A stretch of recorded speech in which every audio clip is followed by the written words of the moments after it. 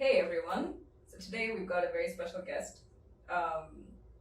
This is Evangelina Peters, who has been lurking in the background of startup therapy now for about 2 years, and I finally managed to get him to come on video with me. Made it. We are here. Yeah, so he is the expert when it comes to digital marketing, and when we get a project that requires digital marketing efforts, there was really the guy who handles that part of the project. And I thought it would be interesting to get him to sort of do a bit of a basic overview of how to go about planning a digital marketing campaign, and why it's important, how it can help your business regardless of your size, right? So whether you're a startup that's still sort of figuring out what to do, or if you're a more established enterprise, right? Because we know that every single year, millions of companies put in so much money into this, right? And why is that? And I think that's a good place to start, actually. Money into the marketing side. Yeah. Sales Why? side. Well, yes, but I mean that's a little bit too basic. The base reason is always that, right? Right. The base reason is always to get cash flow. Right. That you want money to come in for the business growth, business existence, all those things. I think the segment that gets missed out is all the other reasons. Right. And where everything else ads can help. Because yes, it's important to pump money into getting sales and all of that, but if you look at ads in only that, you won't really grow your brand. That's some of the interesting challenges that we've had to deal with. Okay, but before we get into that, right? Before we start talking about the smaller startups, the ones that are still sort of figuring out what they're doing, why is it that the bigger companies pump in so much money into marketing when they're already well known, they're already well distributed? These brands come to mind right away. Coca-Cola is one of the best examples. Apple is another one. Samsung, all of these brands. Why do they put in so much money into marketing every single year? That's existence, right? If they don't, they're gonna get knocked out of the market. Okay. Apple cannot stay without advertising. The day they don't advertise, Samsung's gonna wipe them out. Right. They have really no way to compete. They are playing in their own level essentially. Right. Samsungs and the Apples and all of those, they are fighting their own battles. There is no point really considering them when you're considering a smaller scale business. Because Right. you're not even, your budgets are nowhere there, your targeting is nowhere there. Right. The whole strategy behind how you want to spend your money is completely different for some of the big giants versus the small guys. The big giants, it's usually not the sales drive that they want, because at Apple, it's not phones on a discount, buy it, right? It's the phone is out, buy it. Right. Apple is making an announcement, everybody needs to, it's more important to spend money on the announcement of the phone Right. than the actual promotions that sell the phone or whatever Right. deals that you come up with. You got to make such a big noise about the announcement and the phone coming out. And they do it in the coolest way without going, 20 megapixel, 100 megapixels, like good camera, love it. Yeah. Absolutely love it. Yeah, the copy guys are awesome. Yeah. That's true. And that's one of the biggest parts, because when you start shoving things like 15 core processor or whatever nonsense into an ad, Right. think about who's seeing that. Okay. Right. I think that's a good way to segue into how startups tend to handle their marketing efforts and the kind of copy that they put into their marketing, right? Because we see every single day companies talking about how great their product is and how great the product features are. Yeah. Right?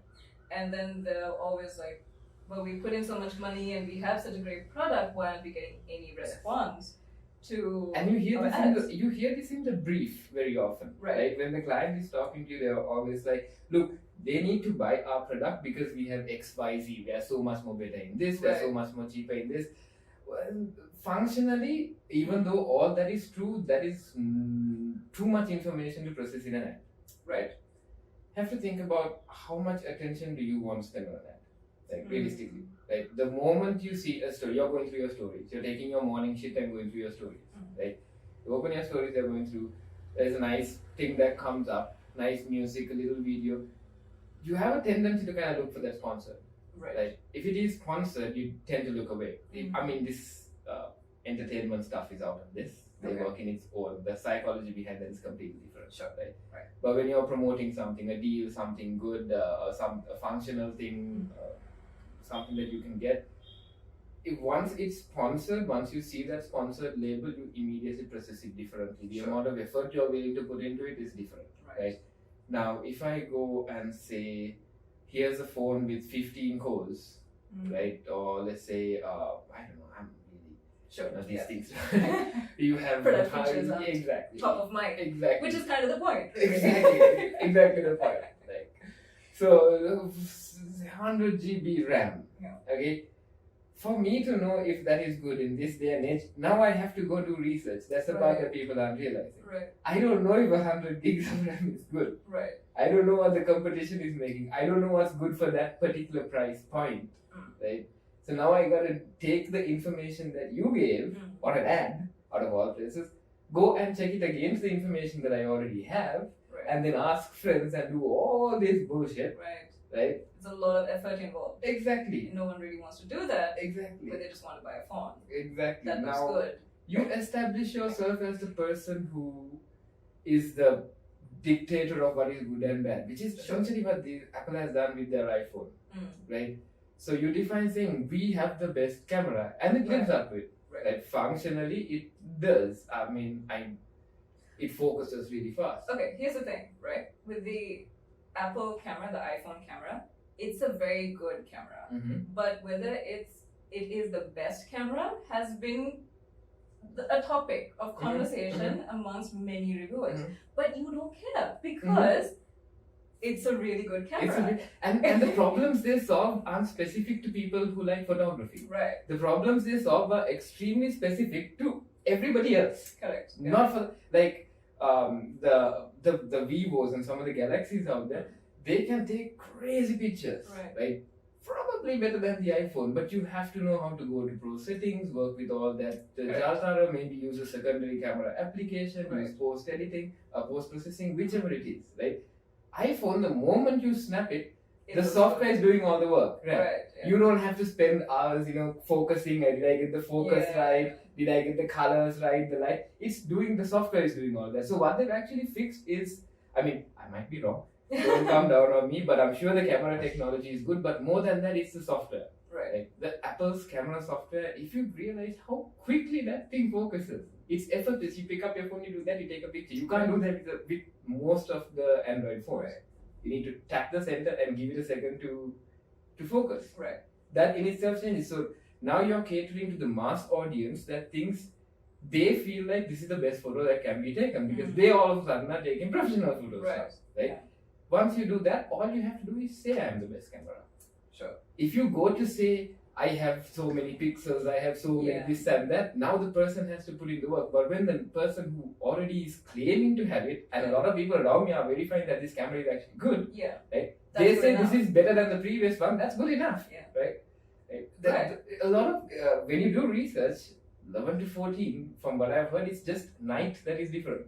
Right. But everybody wants that. Right. And they focus on the fact that it's night different. Right. I'd also like to say here that when you say best, it's always going to be subjective. It is. Right. It is. So if you say I have the best camera and then you show it with a really good picture, that's good enough. It is. Right? And I'm willing to believe that this is such a great camera. The only person that can contend that is a photographer. Right. Yeah. You have a professional photography, professional lighting. Yeah, he can contend. Sure. And there's also a lot of theory that goes into being a professional photographer, right? It's not just point and click. It is. So, but okay, so how do we apply this idea to a startup's marketing efforts and the sort of the line that they take with their campaign, right? The idea that they take with their campaign. I would say don't lead with USPs. Do not. Never. Okay. That's the point of startup therapy here. Right? Don't come up with your brand. You have good ideas. You get a good strategy guy, good ad strategy guy to just come up with an ad strategy. You load up some nice, amazing AI generated visuals. You write. It's not going to work because even though you've checked a whole bunch of boxes, you haven't kind of checked the human box. Right. The human box is not willing to put in all that work. It doesn't want the details of your USB. It wants a summary of it. It wants the resolution, the solution, and that comes from branding. I think also that feeling of how this is going to change my life. Exactly. Right. And that does not live in the ad space. Correct. That lives in it the doesn't brand. live in the USBs. It of does a not. product. It does not. You can't create a feeling with a checklist of features. You cannot, because every checklist is comparable to the next checklist. It always is. Yeah. Feelings are not really comparable. Correct. They're kind of ultimate. They are what they are. Yeah. If you feel this particular device or this particular service is the best one for you, even if they're pretty garbage, it takes some effort to change your mind. Right. Okay? Right. Usually, because when you already believe. Exactly. Right. You would find this when you subscribe to certain things. Like you are reluctant to cancel the subscription because you serviced by that for a while. Sure. It's kind of like the devil, you know. Exactly. Is better than exactly. Right. That's the one you don't know. Right. Yeah. So checklist never good. Yeah. So I think that's because we're creatures of habit, whether we like it or not. Yeah. We just kind of stick with what we know as much as possible. The path of least effort, I think. And the majority of people, you might have to cut this. Maybe bloopers. Maybe. Majority of people like to be told what is good, what is bad, what to do and what not to do. It's not something you should look at very negatively, but you must consider that when you do that, you're taking away processing power from that person's brain. That brain does not have to function. That's why they like that. They're not bad in a certain way or useless. And that's why influencing or being an influencer is a thing now. Exactly. Right? That's the whole premise of it. Someone else has done the work for you. Yes. Now you can just believe this person when they tell you this product is better than the other one. Exactly. That's actually a good segue into kind of the power that comes in with advertising, because what is true and what is false is kind of the perception of what is on your phone. Really think about it. Okay. What you believe to be true and not true is what your phone and your internet connections, the channels you subscribe to, is telling you. Sure. Right? It's the information that you're exposed to. Exactly. Right. And now you get to choose. Right? You are not forced down through traditional TV only or newspaper only. You can choose your media outlets. You can choose which news channels you're going to listen to. You can decide which billionaire's Twitter feed you're going to follow, right? And get affected by the things that they're going to say. Now, where this also becomes very scary is, I'm guessing most people, if you're watching this podcast, you probably watch Cambridge Analytica, right? The thing that was the whole Trump campaign, because it is very easy in advertising to influence somebody, right? It is actually not as hard as it seems, but it's not as easy to sell something. Right. It's two different things. Okay, let's get into that. Yes. That sounds very interesting. Yeah. Okay. So you want to sell a cup to somebody. If you say buy a cup, they're not going to buy it, right? They're not interested in it. They may already have a cup, right? But if you do something about this cup and make them want it, let's say you use FOMO, or you use some sort of social proofing tactic, right? And you tag that and you just run awareness campaigns. Now you're not even running sales conversion campaigns anymore, okay? Right. Because against what everybody believes, right? You're running awareness campaigns. What you're actually doing is everybody around you is starting to feel like this is normal. Like, I should also have this. It's weird that I don't have this. Oh. I'm showing 100 people with this cup. Everybody on my feed has this cup. It's weird that I don't have it. Right? Now I am buying it not because the page is telling me to buy it, because I feel like I should buy it. Right. This is kind of where it gets scary and interesting at the same time. Okay. So this brings up to mind when Shangri-La opened in Colombo. Don't know if you remember this, but everybody would go to Shangri-La and tag themselves, like the geolocation thing on Facebook, saying this person was at Shangri-La, and it would pop up on your feed. Yeah. And everybody started doing that. And even like a month or two down the line, people who hadn't been there yet would still do it and say, I know I'm late to the party, but they finally did it. Yeah, okay. I see what you mean. It does. It's very compelling. It is. It's very compelling. It's beyond compelling. It defines your reality. Like, this is a quote directly from that documentary itself, when they use the thing with cuffs, you can hear it. Like that part, that was very little basis or information on that post.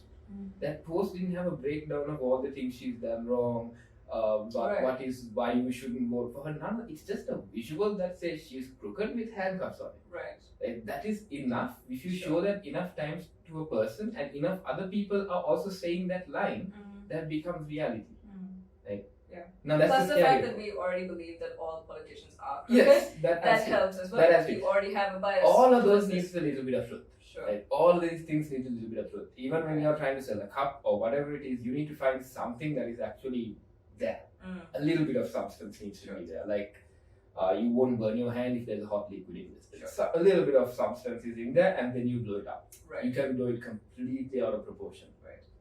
So when it comes to ads, the way that you go about it is never just conversions. Right. That's the part that people kind of misunderstand and kind of burn a lot of cash also doing, because you want to also influence people. Right. Ads is a good space for you to build a community. It is not just for advertising. Something to note is when you're a business, Meta doesn't give you priority on the feed. Right? Meta only shows your content to people who very actively engage with your page. Right. Or an ad, usually from interest that you have shown. Right? Just to prove my point, sure you all have heard of Explorer page. Right? When Facebook tried to do the Explorer page, and it's like, push everything out. And that makes sense, because you're not going to go to Facebook if all you're going to see is businesses promoting stuff. Sure. Right? It's becoming an ad space. Yeah. Facebook is supposed to be about people. Majority of the feed goes to people. A small amount of the feed goes into pages with entertainment. The next amount goes into advertising, and the last bit is what is basically going to be organic page. That's, for example, if you are a person who's actively following Startup Therapy, you would see Startup Therapy stuff without the sponsored tag. But for some of you who already like it, you probably see it with the sponsored tag. Right. Because unless it's shown to you, you are not actually going to see it. Sure. Right? This does not apply for entertainment. Let me keep reiterating that, right? But come on, obviously they're going to give that mileage. That's the reason people come there. Sure. Entertainment and news obviously get mileage. So don't look at an entertainment page and be like, wait, look at this page. They have likes. Why can't you do the same thing? Right. Like, no, it doesn't work that way. Okay. But then you also have the option of actually creating a community around it. Because instead of just doing sales drives, start thinking about how you can use it to get in front of people, get into people's head, inceptions ideally. I mean, all business is that, right? That's what you do in branding. You kind of put an idea into a person's head. That's really good branding, right? The association between Coke and eating food, that's a thought. Happiness. Yeah, and happiness. They're pushing it now. Really pushing it. But like that association, if you think about it, for the local market, e.g. Binatu, Kalmepa, that was not pushed organically. Right. That drove sales. It was the connection of two lateral thoughts, but they actually promoted that, not go by EGB. Right. Yeah. It's the thought, it's the association. So the feeling, the experience. Exactly. And now it becomes a thing. Because if you show it, back in the day it was TV, right? Right. The only thing you could stare at was TV. Sure. Hours and hours of TV. Then, You watch 6 hours of TV. I watch a lot of TV, don't judge me. Okay? Just have that shit playing in the background. That playing in the background is just gonna brainwash you, right? Right. It's gonna get into your head, and Sure. The Airtel sound is in our head. Sure. Right? It's effortless, right? Because it played in the background. Sure. The similar thing to that now is YouTube. YouTube is usually what people have playing in the background. Sure. You have some music chilling in while you're working. It's either Spotify or it's YouTube. Right. Both of them have ads. Right. Yeah. Very interesting places that you can use that. I've always wondered, I don't know if you can actually do this, but what if you could slide in ads that were actually not noticeable as ads? Especially you can isolate channels that you run ads on. Okay. Right, so you could isolate certain music channels that play certain vibes. I'm curious what kind of effect it would have if the ads you play match up with the playlist that are actually playing. Because usually it's a hard break Right? The moment the ad kicks in, you feel it. There have been 1 or 2 ads where the ad has played and I haven't noticed it. Okay. Right? So the music and the feelings sort of blend in with the playlist. Interesting. I'm curious if there's any data on that. But I think that heartbreak is also necessary for you to notice it. On certain to notice the ad. It is. Yeah. It is. This would be more in the lines of sort of subtly selling an influence. Okay. Because the problem with the heartbreak is it immediately makes a person go to the screen to skip. Right. That's true. Normal movement. You always take the skip ad button. Yes. Yeah. You don't really want that.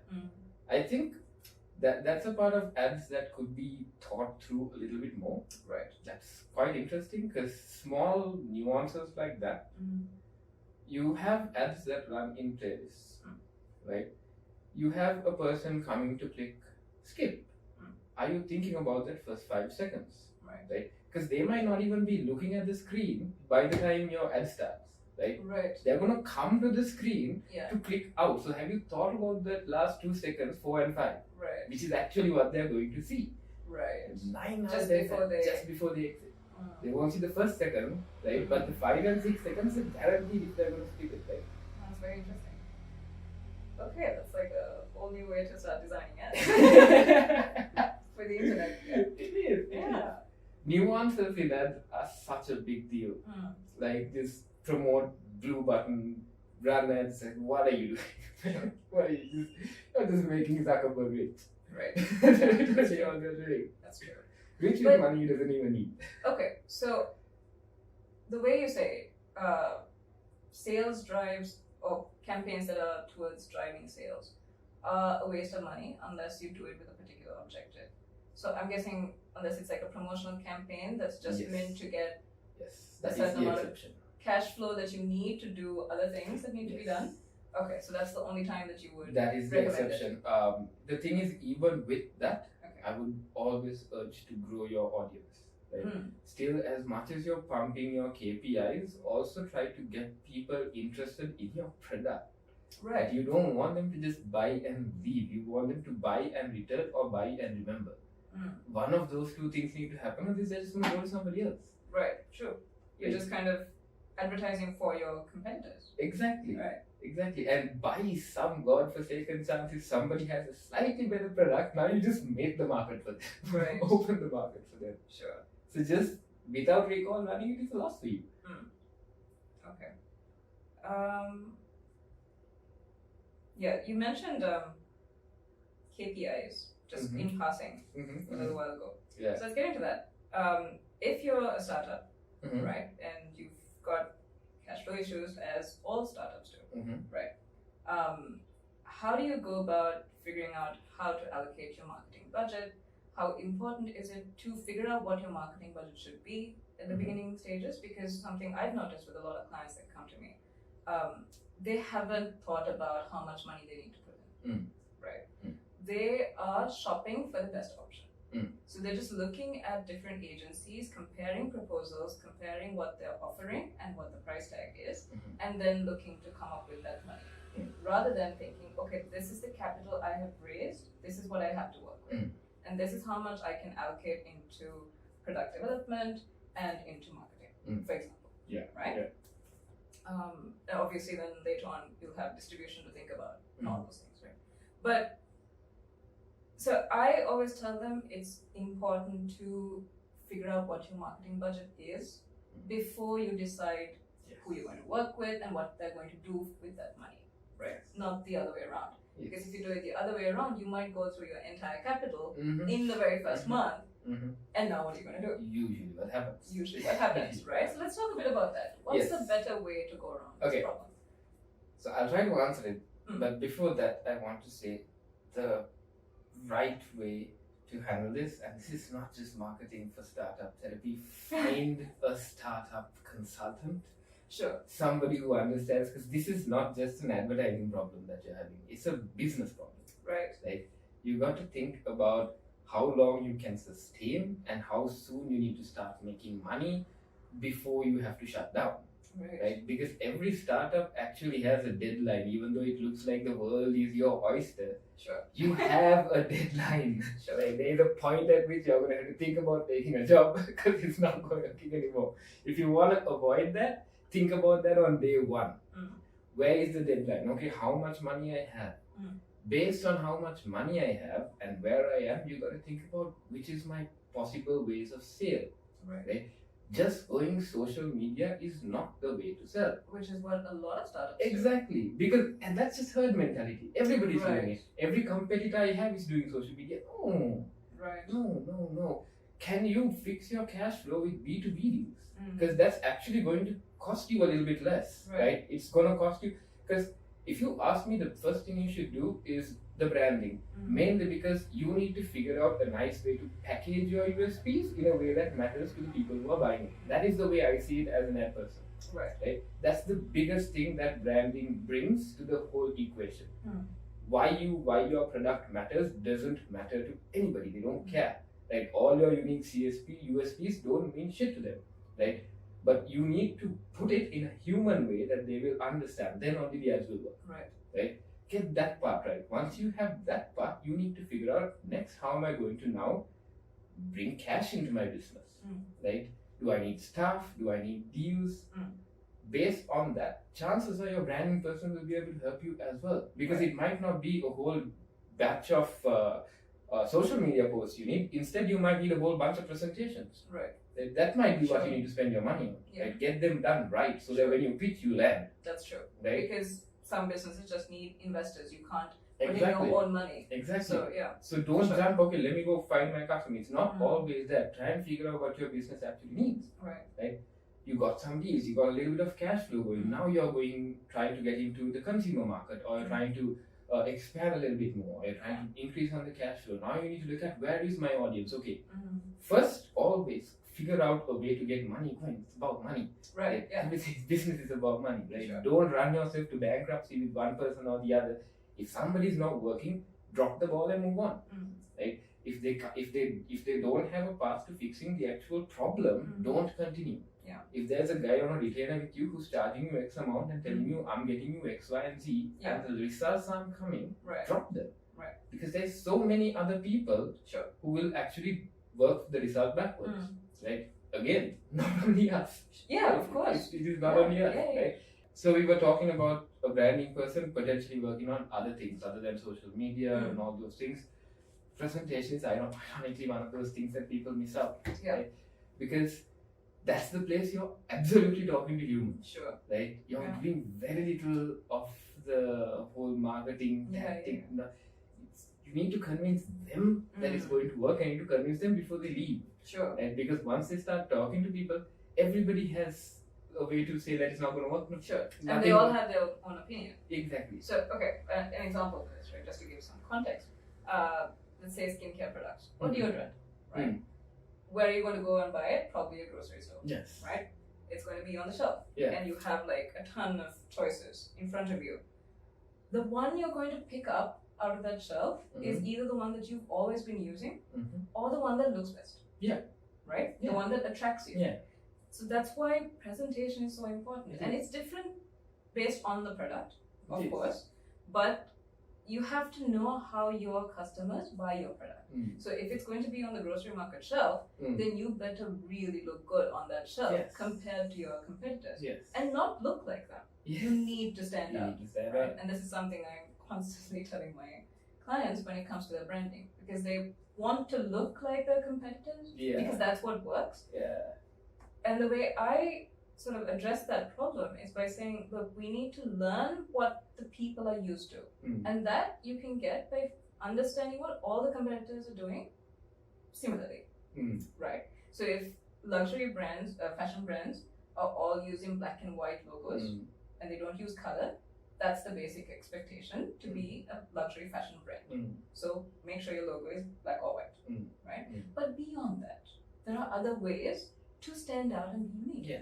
Right? And it's up to your brand designer to figure out what that is. Exactly. Right? Exactly, because those little, if it's black and white, what's most important next is the highlight color. Correct. Right? Yeah. The contrast color is so bloody important. Your Sure. brand is going to live on that. Right. Right? Yeah. You pick the wrong color. Yeah. And you pick your company, the color, what's the point? I think Tiffany is probably one of the best examples for that. Like, Yeah. They are so famous for that robin blue. Yeah. Yeah. Yeah, because Robin. it matters. Yeah. And shoe, red heel. What is that? Who? The shoe with the red heel. Louis. I don't Louis think it's Vuitton? Louis Vuitton, not Louis Vuitton. No, that's Louis Vuitton. That's the clothing brand. Louis Vuitton. Louis Vuitton. Louis Vuitton. It's some French name. Yes. Can't pronounce it. Doesn't matter. But yeah, those But guys. again, yeah, yeah, exactly. yeah. The red heel. And social media is not what sold those shoes. Sure. It's Although those brands have been around before social media. no, but think about it. It's the red heel that actually sold it. Sure. It's If the you have- idea. Yeah. It's the idea of something different and being Sure. part of this community by owning that. Mm. Piece You of that. don't need to have the logo on the shoes because you have Exactly. the red heel. Exactly. Everybody knows what that Exactly. brand is. Exactly. Yeah. Objective there of that kind of luxury product is to show that you're rocking that kind of luxury product. Exactly, and that becomes an advertisement in itself. Exactly. Like a tiny ass logo or a big ass red heel, Yeah. which works better. Yeah, because red really stands out. Yeah. Everywhere you go, it's like you're good, you're good. Yeah, okay. But yeah, definitely your branding has to depend on how your customers sort of shop for these products. And at each stage, sorry to interrupt. No, that's fine.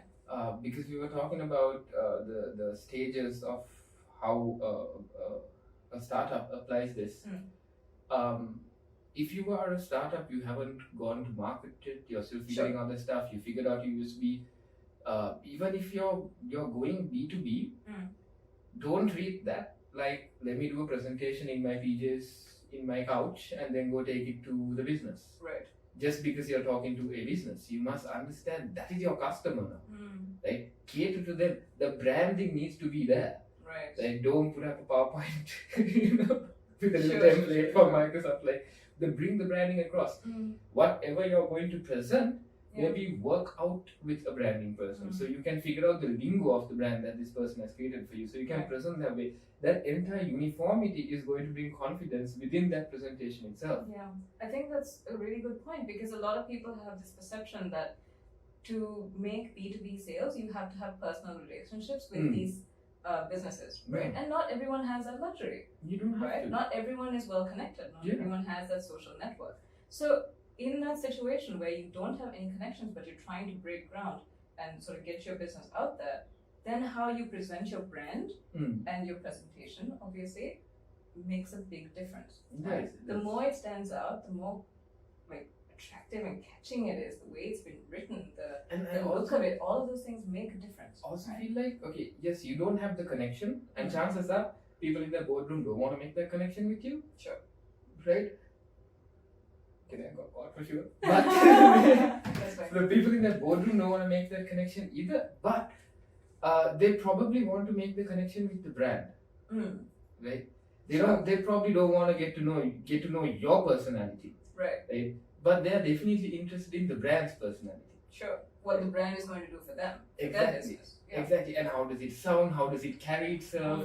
How is it going to look when they take it to more people, when they bring in more investors and sit down? What is the presentation going to look like? Sure. All of these things are maybe not top of mind, but in the back of mind that they're going to work as well. Right. You see a half-assed presentation, even if the product is good, they're hesitant, right? Because they know that they have to put in more work.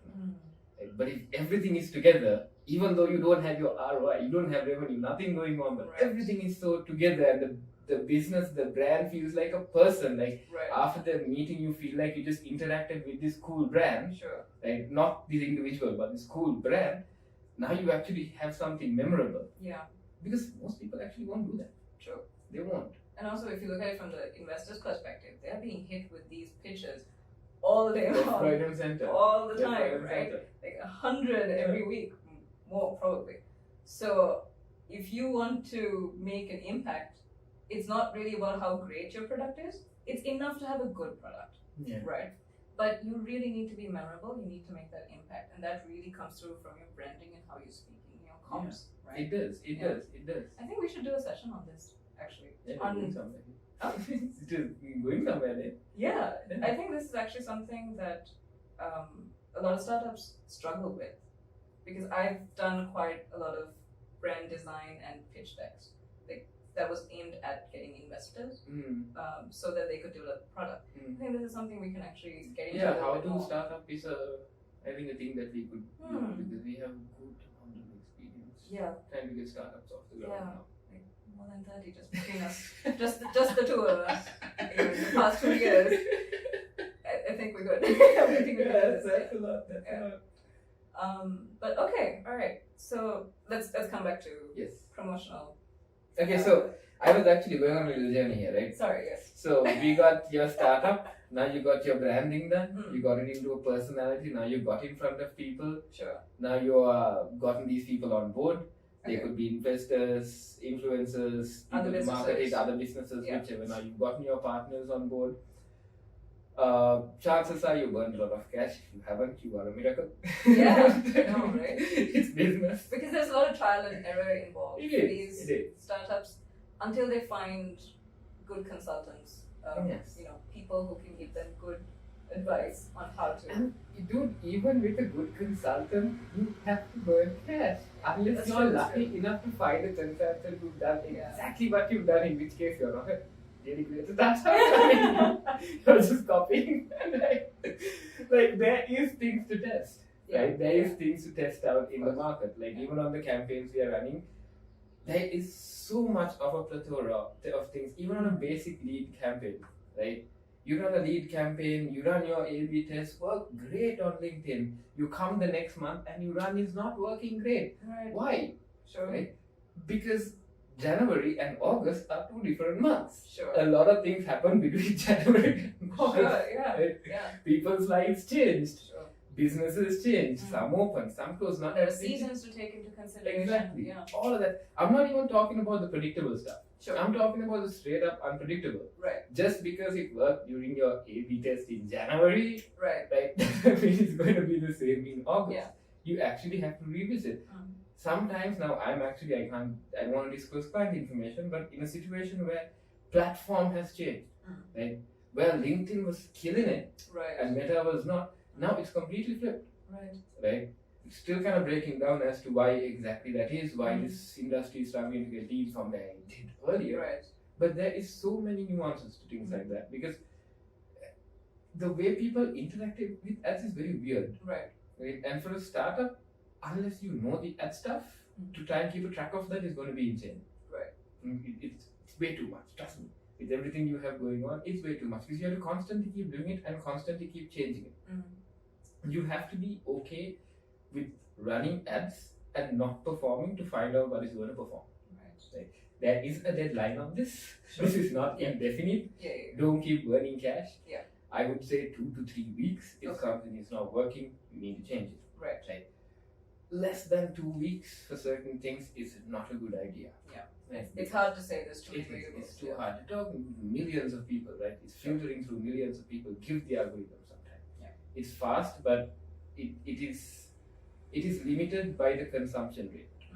Right? Even an algorithm's learning phase, if anybody deep into ads is watching this, you would have noticed you set up a campaign, it goes into this learning stage. That's basically where the algorithm is going around and seeing, okay, who is the best possible consumer for this particular ads, this particular end result, be it a lead, be it a sale, a call, a like, watch, whichever it is.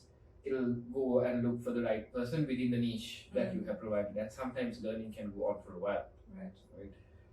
The reason it's doing that is because based on your niche, those particular people at that particular time need to sign in. Right. They need to come online on Facebook and for them to Facebook to show them the ad. Right. So the niche you are, the longer your learning is usually going to be. Right. So as you're niching it and you're sending things into learning, if you were to change something now, the entire thing basically resets. Right? You changed one parameter in your TG, you just threw in 50,000 people into the mix. Now it has to because it can't just pick up from where it left off. Right? The entire calculation is messed up. You have to go back and do the whole thing again. So that's where you have to spend the money to know what doesn't work. Right. And know when to turn off. Like, that's also where your branding partner is going to come in hand, and hopefully a good finance person, because you need to also draw these timelines and costs out in the real world. Right. Just because ads is saying, oh, you need to run for 2 weeks, sometimes maybe you can't. Like, you financially don't have the money to advertise to America for tech. You know, when you're in India, it's going to cost you a lot of money to do that, right? Maybe not the best way to go about it. But if you are able to identify that that is not the best way to go about it, then you can speak to your ad person. Maybe then you need to revisit your business problem. Maybe you're looking at the wrong TG. Right. Stop looking at the states. Or maybe change the state you're looking at. Don't go Silicon Valley. Right. Even though you might have the best, like either of those tech-heavy places, right? You might have the game-changing AI, right? Some really cool product you built.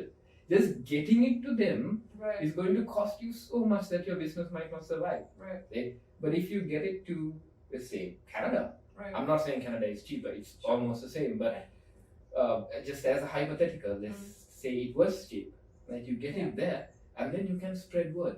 So your approach has to be, okay, I'm not now going to get sales within the next 6 months. I need to readjust the business so that I can have 6 months of awareness running. What do I need to change here? What do I need to change in production? What do I need to change in my product development timelines? What do I need to change in all of that to pull that off? And you put a plan into that, and then you execute that. So now you're not just pressuring ads to bring you money. Right? You're actually building your business, you're adjusting your business. So I always believe that paid ads at work needs to go along with the business objectives. Not sales objectives. Not what the sales department wants. It should go along with what the business wants. So you're kind of doing everything together. When you force one thing, I have never seen an instance where you don't burn cash with no amount of money. You try to push one particular agenda when the thing is not ready for that agenda, you're burning money. Absolutely. This actually reminds me of a situation I had a couple of months ago. With one of my clients. I did the branding for them, and they hired another ad agency to do the work, right? Which is fine. They were very good at what they were doing, and I was a branding and sort of business consultant for them. So they were they're, let's call them a sustainable clothing brand, right? Speaking very broadly, but anyway, let's say that's what they are. Broad is good. And they started off with the e-commerce website. Everything's great, and they wanted to sell in US, EU, and when I say EU, I mean like the higher income areas, UK. So these are all expensive places to advertise in, right? And I told them as much. So maybe we should pick one city to start with, right? And let's go from there. Like, okay, fine. So we were trying to figure out which would be the better place to start with based on the marketing budget that we defined, right? So, okay, now we're doing this, and then they were looking for distributing partners as well, places where they could put their clothing so that people could walk in, check it out. Now you're multiplying 3 times. Right? So they found a distributor in Canada that was willing to display their clothing in the shop, right? So but the ads, for whatever reason, were not targeted at Canada or anywhere near that shop. And I was like, but why? That's where the product is. Why wouldn't you advertise, like the 10-mile radius maybe around the shop? I'm like, no, but the distributor is going to be running the ads. I'm like, the distributor wants to sell all of their products, not particularly your brand, right? They don't care which brand they're selling. Correct. They don't have your best interest at heart, right? That's up to you. So I said, what if we just kind of allocate that budget here and get people walking into that shop, right? Which also sort of makes a better partnership with that shop, and they'll be more willing to bring in, taking more of your clothes in the because you're creating more footfall. Exactly, right? So when you're coming up with an ad strategy, it definitely needs to take into consideration what your business model is and where your distribution is, right? You cannot ignore things like that. You cannot. Saying, I've got my product there, so it'll sell itself. No! Products don't sell themselves. Nothing sells itself. No Nobody matter likes how to great it spend is. money for no reason. Exactly. Because if you don't know that it exists Yeah. or that it's great, right? Or that you need it for that matter. Sure. Sometimes you need to be Sure. told that you need it. Right. if you've never heard of this thing, you're never going to buy it. Exactly. So I think that's something that a lot of startups forget because they are, and it makes sense because obviously they put in so much effort and energy and money into developing this fantastic product, Mhm. right? Which they feel is not anywhere in the market, right? So I get it. Yes, this product is amazing. Yeah. Probably, right? It's probably going to change lives. Mhm. Sure. Probably save the environment, Mm. potentially. But if people don't know that it exists, they cannot buy it. Yeah. Right? Yeah. You cannot ignore your advertising factor. And the important part is who knows, right? When it comes to so as an entrepreneur or a startup, an entrepreneur of a startup, a founder, look out when you're working with ad agencies. Look out for red lights, okay? Because it is it's something to very easily get confused by. Okay. Because ads always have big numbers, 100 reach, Sure, million yeah. impressions, all that. Always a jargon, show million those impressions. numbers. Yeah. You got to look at it in a little bit more. You don't need to really understand ads, but certain things are obvious. For example, the thing you just said, right? Which is?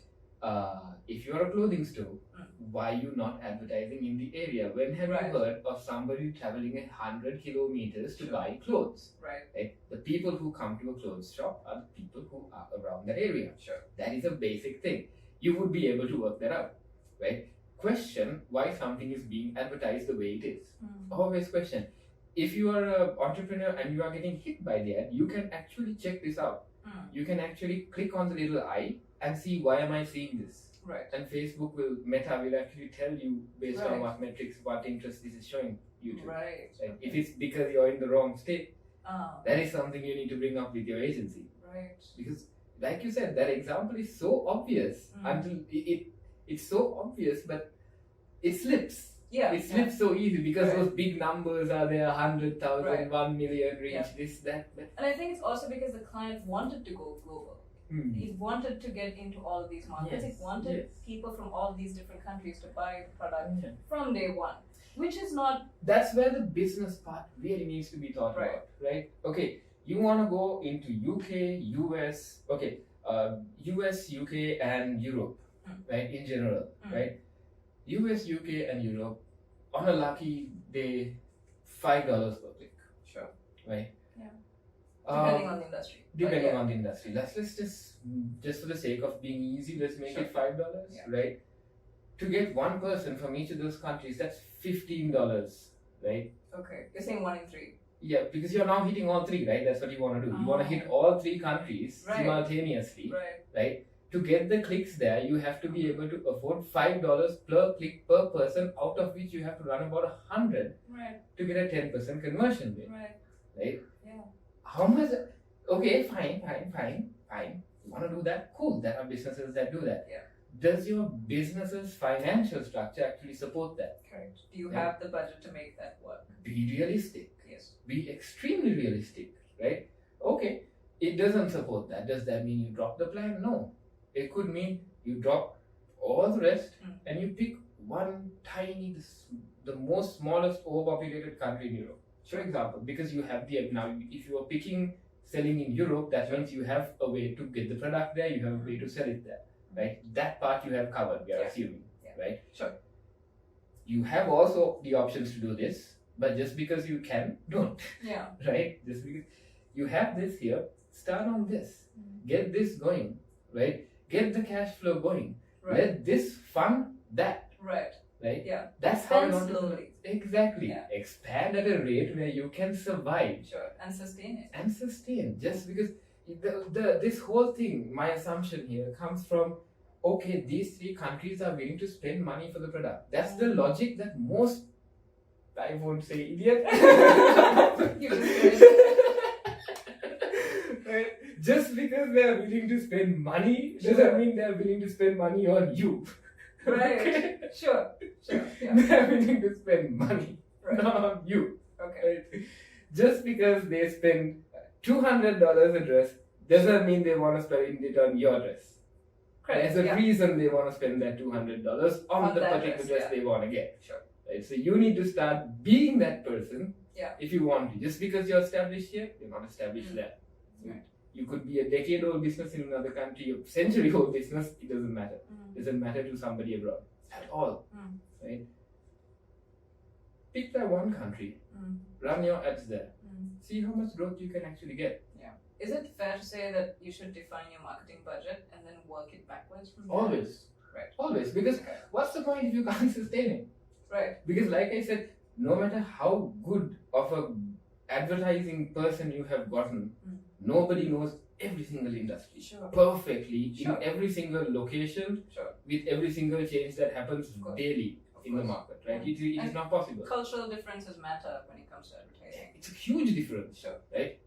Now, if you have to account that anybody you hire is going to burn cash, right? They have to run tests. They have to know which audiences are going to work, which audiences are not going to work. I'd say it's a red flag if they're not doing any testing. Exactly. Right? If they don't have anything to change on month through, and you don't have anything happening, they don't have a plan, fire them. Fire them. Get the next guy off the road because it's no difference. Right? You should always be on it. Right? They should always have a plan. A good ad person always has a plan. Right? They're not looking at their ads and going, it's great, it's not great. They're always going, it's not great, so what can we do? Right. These are the next things I have planned. So on this date, I'm going to put these things together and then run them till this date and see what's going to happen. Right. That's what an ad person should be doing. If also when it's great. Why is it great? Exactly. Exactly. Because that Why shit is going to sink. It's not going to last forever. What happened that made this ad campaign so great? How can I recreate it? Exactly. All of that stuff matters. So buy ads from a place you can buy ads, the country you can buy ads, from an audience that actually matters to you, that will actually appreciate you. That's another thing to look at. Because the ad cost is going to come down. Right? Like I said, if you are India or Sri Lanka, selling a tech solution or even a branding solution to Silicon Valley, it is not appreciated there. Or New York. Right? Yeah, they don't want it there. Sorry, New York is my favorite example of this because the culture is so different in New York. If you don't have an office space, a shop space in New Yorkers don't take you seriously. Right? And I think that is a good takeaway for a lot of startups that have, whether you're fashion or cosmetics or whatever it is that you're selling, don't advertise in New York just because you have the capability of shipping it there, unless you have store presence. Because that's another thing. Getting into New York, those expansions are business decisions. Correct. Right? Think through the business. Think through where the money is going to come from and where it's going to go to. Right? The store, the people involved, having the right connections, then the right marketing budgets at the right places. Right? So something like New York, I wouldn't do anything other than geo-based targeting. Right? Because it's so dense. So many people in such a small location. You do interest-based targeting. Everybody is there interested in everything anyway, half the time. Right? Like if you want to sell coffee, right? There is a coffee shop every few feet. Right? Every block. Exactly. You need to think of something different. Your ads alone are not really going to make it work. Coming back to the example of a tech company selling here to there, instead of trying to shoot for Silicon Valley where they really don't need you, right? You can see this in your ads. Your quality ranking will come low, right? Your relevance ranking will show as low. If your relevance ranking is showing as low, question it, right? Don't go firing your agency just because it was low on day one, right? It's something to do with the content. It's something to do with the people who are consuming the content. They're just swinging past the content without noticing it. Just swinging past the ads, right? Sometimes your content is catered to the wrong audience. Right. So just switch the ad. You don't even have to change the content. Right. Sure. Take it from Silicon Valley, plug it into a less tech-savvy place. They might appreciate it a hell of a lot more. It might be useful to them. You might be bringing something worthwhile to them. Right. It might be an audience that was neglected all the time. Exactly. You see this a lot in Sri Lanka. Right. You see this a lot in certain geographical areas when you're targeting. You get massive differences because those audiences are just not catered to. Right. And those audiences are willing to spend as much as the rest. Right. Sure. Yeah, you just need to be willing to cater to them. That is going back to a business decision, going back to a branding decision. How does the brand align to communicate? So if you're all English brand, you're realizing Colombo 7 is now buying your products. You figure out you can sell it somewhere in the central region of the country. You now need to the go language is different. Language is different. Don't just translate. Sure. Don't do that. Yeah. You need to come. Just translating alone will give you a little bump. Yeah, right? But you need to take into account the cultural differences. Yes, and the branding needs to consider the brand's personality. Now it's like you just went from Colombo 7 to Nuadaliya or Govos, Hambantota. Right? There is some really Candy, even better. Very, very strong cultural presence. Right? Very heavy cultural presence. Oh yeah, very different from Colombo. If you try to live like a Colombo person in Kandy for 5 years, your life is not going to be fun. Sure. It's going to be very irritating. People won't like you being here, you won't like the people being here. You have to adjust your personality to sort of work with the culture, to the environment around you. You can't just change the language. You just can't change the way you speak and expect everything to be okay. Like the way you behave, the way you act, all of that needs to change. Right? Same thing for the brand. When the brand is going from this place to that place, you need to start. Exactly. How advertising can help is it can test the waters for you. Before you go into a huge branding exercise, all of that, we can always run a few, comms messages. If you did your proper branding and you have somebody on board, they can help you write up some short burst campaigns, right? Which you can test the market with, 2-month, 3-month things, right? Get them done. See, you're getting feedback. People seem very interested. You're getting the kind of KPIs you want. That comes back to that other point, so we'll come back to defining KPIs. Yeah, that's a very nice segue there. But you figure all that out, and you're getting engagement, you're getting stuff coming in. Now we can go back and revisit on how to actually cater them. Cater to them properly. And now that you know it works. But then if it didn't work, 3 months you're out. Move on. And you haven't lost as much as you would have if you had just adjusted your entire business model to work. Exactly. Towards a move like that. And you spend for sales, it will be a waste. And I wouldn't say it's even a loss. It's a learning. That's quite literally a learning because you know what not to do. At the same Which is important. It is important. It's important. Especially if you can pull out of that learning experience without having burnt that much money. Right? Yeah, it is. Okay, I want to come back to something you mentioned about sustaining the business, right? That whatever ad campaigns that you're doing, any promotional work that you're doing should be in line with sustaining the business, right? And I want to put in a bit of a branding perspective on that as well, because if you have, for example, a promotional campaign which runs for a month, right? You're putting in a lot of money that is all about getting sales in this 1 month period. That's all the money you have. You just dump it all there, right? And you get this huge spike in your sales as well. So great. Now you've sold your product, you've got some money, you're good, right? You're happy. But the minute you stop the promotional campaign, it levels out, right? And your sales go back to the normal rate it was. That's usually what happens. Which is why it's important to have ad campaigns that are more sustained. Right? So, and I think at the very beginning we were talking about promotional campaigns, and you said you don't recommend it unless you really need that cash to come in. It's much better to do something that's sustainable with your advertising, right? Because you're growing brand awareness. And again, just like we believe that our product is really great, we also believe that our brand is really great, right? And our clients also tend to believe that, this brand is beautiful, it's so exciting, I love it. Obviously people are going to remember this after seeing it one time, but that's not how it works, right? Because people care mostly about themselves. They do not care so much about how beautiful and great everything else is, which is why they have to see the same thing over and over again to remember it, right? And that's the importance to me as a branding person.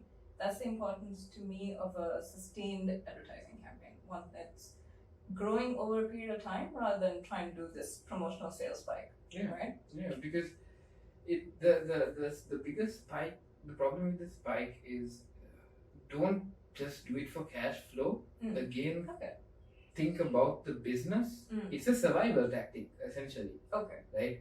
So, if you are doing a burst campaign to pull in a ton of cash because you don't have cash, think about what you're doing there. You're trying to survive. Right? So, now what are you going to do with that cash? That should be the first thing you answer.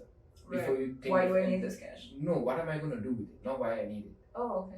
How am I going to use this cash to retain the business? Like not just paying off the salaries. Right. Is this if you need enough money to pay your basic shit, and also the next part that you're going to spend on should make the business start running again. Right. If it spends and it stops again, you're now screwed. Because the spike kind of goes like that. Right. You spike up, you come down, you pay your overheads, all that, you have some money left, you do another spike, you don't have that much cash. Right? You do this. You do it again, you do this. Diminishing returns. Exactly. Right. It needs to be the spike, and then with that cash, you need to think of something really cool that's going to start a trend upward. It's never going to do that. I've never seen it. Freaking comic book stories see it. Right? But it will start a very slow trend. It's barely noticeable. That's why I keep going back to get a business consultant, get a branding person, get a person who understands startups, right? Because it's such a small pivot that you're going to see, but you see, okay? People are coming into the door. Calls are now coming in. Inbox messages are coming in without you running ads. These are coming in. Small indicators, right? How much am I spending on ads? Nothing. I have 3 downloads. That matters. Right? When you're spending nothing, and if you were screwed about to shut down, you're now getting 3. Why is that 3? Go crazy over that 3. Sure, as long as it's not somebody in the business, right? Go crazy with that. Try and figure it out. Right? Or friends and family. Not connected and different. That's a game right there. But that's the way you need to look at it. So each of those movements need to be something that is going to go around in a circle, essentially. It's going to keep going around, snowballing. It needs to keep snowballing. If it does drops and it's over, you're completely screwed. That's why smaller, even say you spend, I don't know, so many million on a campaign. 6 months later, somebody comes, goes through your feed. What are they actually seeing? Right? They see the campaign material, the no engagement on the post, you got all your sales and all that, but they still looks like shit. Right? If you go through the feed, there's no engagement. People judge how well a brand is doing on social media based on how much engagement it has. Right? Let's face it. I mean, I'm not talking about the brand's establishment outside social media. That does not count. Right? But if you've never heard about the brand, right, and you're seeing it on social media, it's purely based on how many people like the post, how many comments it has, how many followers the page has. This is basic metrics, right? And then in the back of your head, as you perceive luxury or you perceive a functional brand or whatever, how good are the visuals and the copy? That's kind of the formula that most people will run it off. Right? So... Not with so much awareness though. Not with so much awareness. What do you mean? As in, the regular person who's going through Instagram profiles, they're not actually, they don't have a list of requirements that they're taking off. It's just it just happens subconsciously. It happens subconsciously. Sort of create this assumption of whether this is a good brand or not. Basically, very quickly. It's just you see it. It looks good. Okay, cool. But for us who are studying what's actually going on in their heads, those are the pieces they're looking into, right? So post likes do count. Post likes do count, right? Post likes do count because how they count is very tricky. Right? There is a point. See, I've had clients come to me and say, balance out the likes on the post. It looks like we are buying likes. Like, first of all, any proper advertiser is not buying likes. Okay, these are not some bots. These are people who have interests that are profiled in the system based on data points that are engaging. Right? They're valid likes. Right? Why they matter is because when all is said and done, that is what is left of a campaign. That is kind of the dust. Right? If you think of most of the old campaigns, how well they performed, like for a marketing person to go see is that. For another person to go see, they don't see it as a marketing campaign, right? They just see that these posts are cooler, these posts have more happening stuff, they are more thematic, they have more likes, they have more comments. That's what they see. Yes, when we phrase it in our terms, it may sound a little technical because we are seeing it as marketing campaign, but like, these are cool posts. Doesn't it add value to have that? Right? Because it kind of makes your campaign somewhat evergreen. Right? There are other factors, of course, that matter. If you're going to destroy your feed with posts after that, people might not get that. They don't scroll that far down. Yeah, exactly. All those factors matter. They matter. There is a lifetime for it. Everything has a lifetime, and what you do afterwards matters. Sure. That you could do the world's greatest campaign and then make the worst decisions possible afterwards. Sure. Yeah. Happens plenty of times. It happens. So try to make any campaign you have some benefit to the page afterwards. Right. Because you also got to look at the reach that having, even when you're spending money, for that period of time, those algorithms are picking you up as active pages. Yes, they're picking you up as paid and active pages, but super active pages. Right? It's showing to a lot of people, bringing people back, getting engagement going and all of that. If done right, it actually affects your cost per result. Right.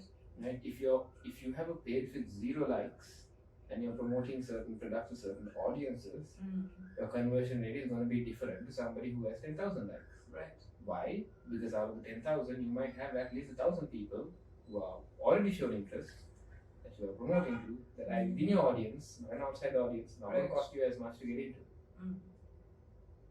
I forgot where I'm going with this. I think what you were trying to say is that you land in a place that was better than where you were. Yeah, is that essentially. Right? Yeah. It always needs to be going somewhere. Right. Not fixing a problem, going to sleep and waking up in the morning to fix the next problem. Sure. You need to have a longer view of what you're doing. Yes. Okay, so in that case, is it better to figure out what your ideal marketing campaign should be, figure out what budget you need to do that, right? And then do the promotional campaign with that budget as that amount being your target, that we need to get this amount. Yes, in an ideal world, that's exactly how you do it. That's how you do it. That is exactly how you do it. Because otherwise, doing the promotional campaign is not a good idea. If you haven't thought that far. Usually not. Right. Usually not a good idea. Okay. So that's a takeaway. Yeah. Think further than the promotional campaign. Think a lot further. Right. At that point, you figure out your audience. Actually, start from your audience. Always audience. Who are you catering to? Like, who is the people? What do they like? It's all about them. Because they're the ones who are buying it. Obviously. you have to business revolves around them. Right? Sure. So once you have them figured out, you have a good idea on how you want to get to them. You can think of a lot of different ways to get to them. Right. You can think of, because even a promotional campaign sometimes doesn't need to be conversion driven. Some of my most successful campaigns, I haven't run the conversion campaign. Okay. Right? I've just gotten it off running different algorithms. Because what you need to do is understand the emotions that the marketing strategy has, understand the behavioral cues that they're trying to trigger, right? And figure out how to trigger it. The conversion ad is going to get fired once, right? Frequency on that is super low for a reason, right? An awareness ad, the true awareness, a reach ad, right, is going to have so much more frequency at a much lesser cost. Now let's say your campaign was FOMO, right? And you have a sales target, right? If even though your objective is sales, your campaign strategy is FOMO. Right? FOMO works in volume. FOMO does not work because you saw it once. It only works for once for hypochondriacs. Okay. The people who are, constantly overthinking, only them. Most of the world's population is going to see it and forget it. Right? To get into their head, you have to say that message over and over and over and over again. Okay? So what you actually want there is not the conversion, even though the sale is what you want. What you want is, use it if you want to, is to run an awareness campaign, right, as much as you can, build a lookalike from that, right, and then run a retargeting campaign for conversions. Right? Structure it that way, time it out. So ideally, you're not pushing sales in the first 2 weeks. The first 2 weeks is, for the lack of a better word, brainwashing. Right? Getting into the inception, better word. It's inception. It's putting an idea into the person's head. Right. Only the persons who actually bother enough about it will that idea grow. Right. I just call it reach and awareness. Yeah, it's a little bit more than that. Sure. Because reach, you show the piece of material that's technically reach, right? Yeah. This is where you're kind of getting the idea into their head. Yeah. So in terms of branding, that's getting that feeling. In branding terms, I would say the closest is recall. Brand recall. Okay, so brand awareness. Yeah, that's kind of what you're going for. But in this situation, it's the campaign line or the emotion of the campaign. So within the brand's framework, you picked out what you want to say, you work that into a message, right? This is just for a particular campaign. Yes, for a particular. Talking about that one promotional campaign. Sure. So figure out that kind of messaging, run a whole bunch of awareness.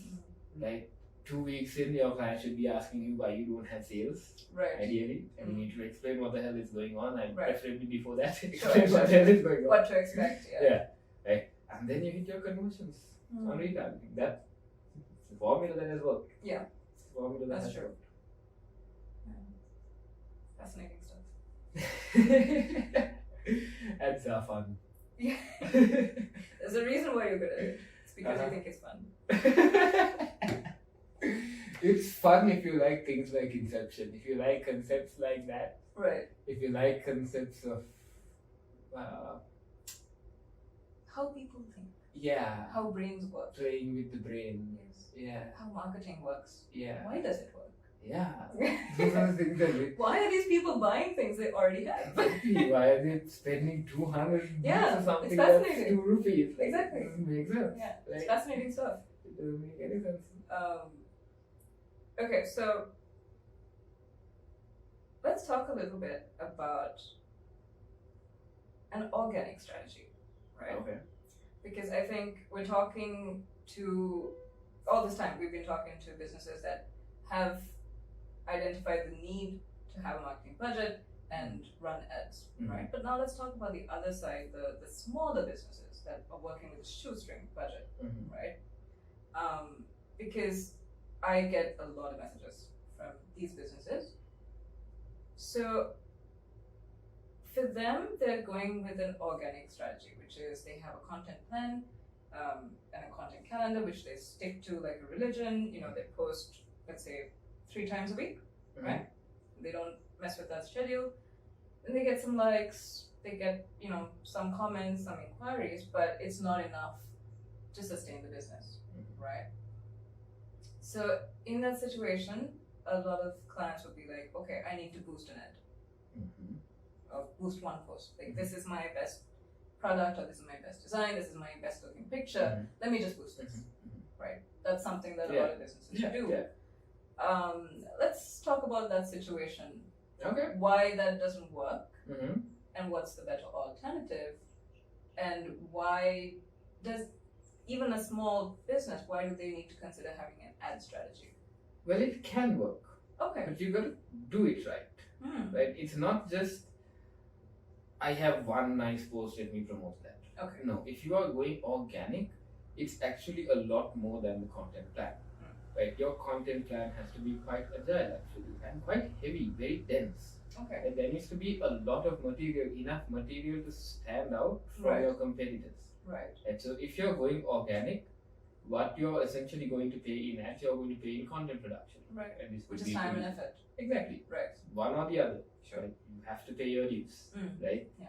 If you don't have money, it's time or It's time or effort, right? So you just keep pumping out content. If you Sure. realize you keep pumping out content, eventually the algorithm starts to notice you. Right. And it'll pick you up and it'll start showing things for you. Now let's say you do have a shoestring budget, right? Plan accordingly. Like, let's say you can afford to only promote, let's say you're selling a product in an expensive zone where you don't have a choice, you can't ship it elsewhere, you're stuck here now. Right. Your first thing should be to reconsider your audience. That's what I would always recommend. If you are stuck, your budget's are tight, reconsider the audience, see if there's another place your product works. Right. Product market fit. Sure. Right? Once you're past that stage and you're still in your little shoestring budget now, right? Yeah, that one post. Your entire content plan should let's back up a little bit. That one promotion, what can you actually expect to get back from that? realistically speaking. Like, put yourself in a situation of browsing Instagram.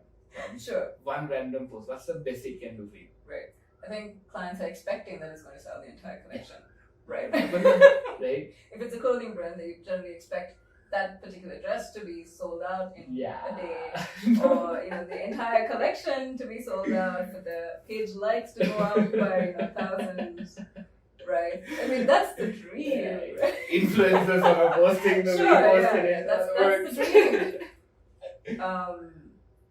But no, I think in reality, you cannot ask that question.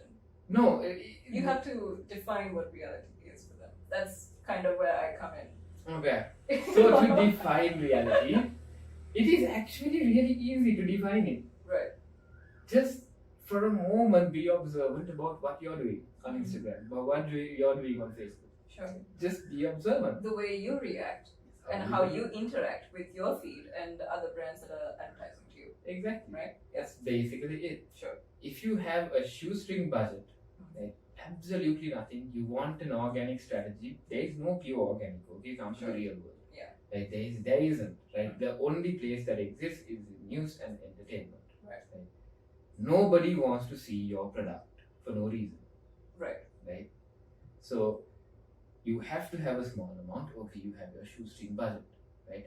What you need to do now is think about what is everything else, right? So you have 2, 3, let's say 2 posts, 3 posts that can go up every day, right? What is this material? Is it good material, right? How does my feed look? How does the 9 grid look? Throughout the 9 grid, is it interesting? Because all you can do with a shoestring budget is get the person to your feed. That's the cheapest thing to do on social media, right? Awareness to page is the cheapest thing you can do. Going out of the page is expensive. Engagement on a post is very expensive. So looking for the cheapest thing you can do is you can tell people, hey, I have an Instagram feed. Right. Hey, I have a Facebook page. Cheapest thing, right? You do that means all you're doing is bringing the person in, right? Have you thought about what happens once they're in? Right. You have a good 6, 7, 8 seconds, 10 seconds of them going up and down feed, maybe even more. Okay. Right? If the color I would say less, but yeah. Yeah, let's it say depends you on got how interesting it looks as soon as you come. It is. Yeah. Especially if you've got all the things filled out. Right? You got the highlights going, you look like a very active page, you got a little this active story going on. Right? That makes a person feel like it's an active page. So they're curious what's going on. Right? And the colors are there. Right? You scroll and then what you've done, think about what you've done for a second. Okay, you have shoestring budget, right? You can't get advertisements out, but you have gone and found a potential customer, dragged their ass into your store. Right? Now in your shop, if you have a bloody warehouse, right, who's gonna buy it? Sure. Right? But let's say your shop is better than an Apple store. Okay. For the lack of a better example that I come to. Right? It looks fabulous. Like the products look so cool, so enticing. You even managed to put a small amount so the post has some likes compared to your audience size. It doesn't look like a botting situation. It looks good. You might actually get your sale. Right? If you don't get your sale, what did you get? You got memorability then.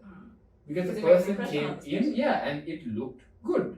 It looked good enough. They might not remember the name, but the next time they need to buy a shoe, let's say you were a shoe, say, wasn't there this shoe page that looked really cool? Right? That'll come back. You get that recall. You will eventually get that. So if you are on a shoestring budget, consider what you can do.